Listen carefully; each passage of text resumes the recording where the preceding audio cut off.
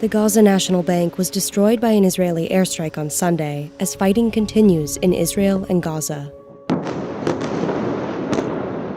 More than 700 Israelis have been confirmed dead, and 560 Palestinians have been killed after Hamas, a militant group from Gaza, launched an unprecedented attack on Israel over the weekend.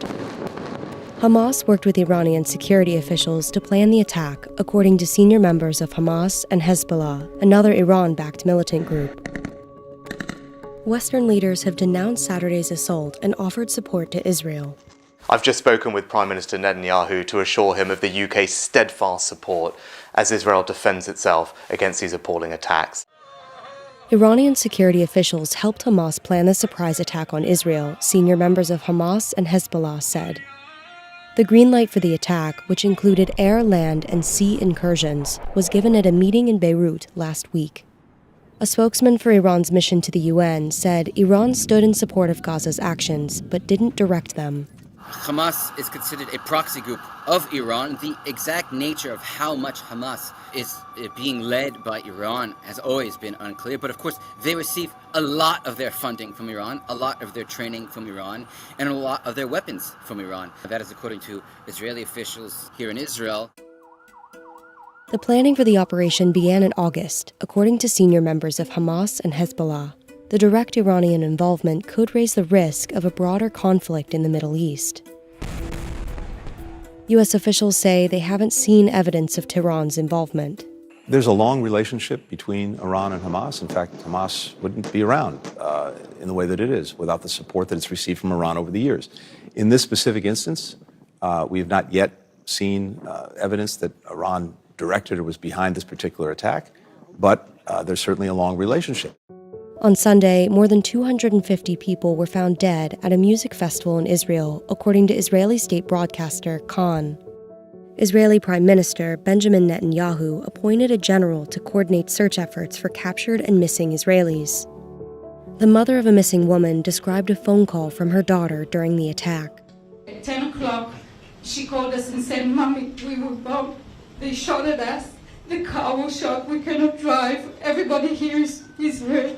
There were 4 kids in the kids. There were 23, 25, 30. Everybody was shot. They were bleeding. Since the conflict began, world leaders have been speaking out, largely condemning the attacks on Israel. The United States said it would send additional military assistance to Israel, including equipment and weaponry. The U.S. also plans to move a carrier strike group closer to Israel's shores and Air Force jet fighter squadrons towards its skies. A move that signals its support and aims to deter Iran from taking advantage of the uncertainty in the region. A Hamas spokesperson said the decision to deploy an aircraft carrier near Israel by the U.S. is participation in the aggression against our people. The U.S. is sending one of its largest aircraft carriers to the region, and it's very clear who that's a message to. It's not the message to Hamas. It's not a message to Gaza.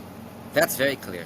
It's most likely, of course, they do not say this publicly. This is a message to Hezbollah in Lebanon. The biggest fear in Israel, really, is that Hezbollah, which is a militant group far stronger than Hamas, has the means to really wreak havoc in Israel, that they could enter this war any day.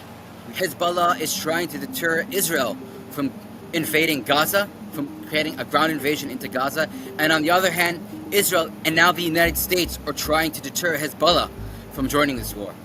The Israeli military said that as many as 1,000 Hamas militants entered Israel from Gaza over the weekend, many of whom were armed. The Israeli military is preparing the ground in Gaza for an invasion, for a ground invasion. They've cleared the communities around the Gaza border, not only because it's not safe for them there, but in order to have freedom of operational movement in that area. They have not declared that they will do it, but they are making very clear preparations that they will do it. And if you listen here to the politicians here in Israel, many of them are talking about removing Hamas entirely from the equation. There's only one way to do that, and that's a ground assault. That will take a very long time to do. It will be a very difficult and bloody battle.